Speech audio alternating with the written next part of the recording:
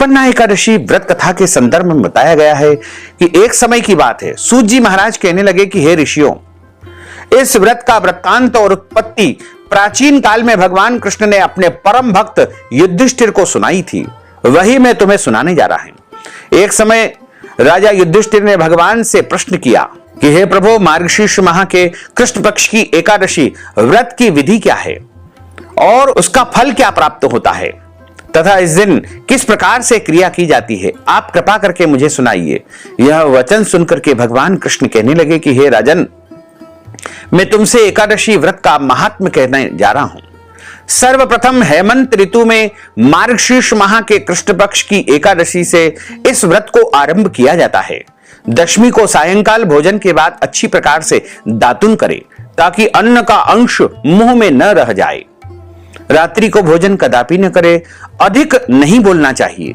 एकादशी के दिन प्रातःकाल 4 बजे तक उठ करके पहले व्रत का संकल्प करे और उसके बाद सभी नित्य क्रिया से निवृत्त होकर के आपको एकादशी का व्रत करना चाहिए। चोर, पाखंडी, परिस्त्रीगामी, निंदक, मिथ्याभाषी तथा किसी भी प्रकार के पापी से वार्तालाप बिल्कुल न करे। स्नान के बाद धूप, दीप, नैवेद्य आदि से 16 प्रकार से भगवान का पूजन अर्चन करे। रात को दीप दान करे। रात्रि में सोना या प्रसंग नहीं करना चाहिए। भजन कीर्तन करना चाहिए। जो कुछ पहले जाने अनजाने में पाप हो गए हों उनके लिए क्षमा याचना करनी चाहिए।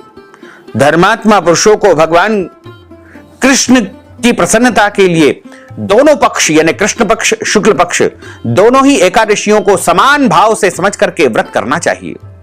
जो मनुष्य इस विधि से एकादशी का व्रत करते हैं उन्हें शंखोद्धार तीर्थ में स्नान करके भगवान के दर्शन करने से जो फल प्राप्त होता है वह एकादशी व्रत के 16वें भाग के समान नहीं है।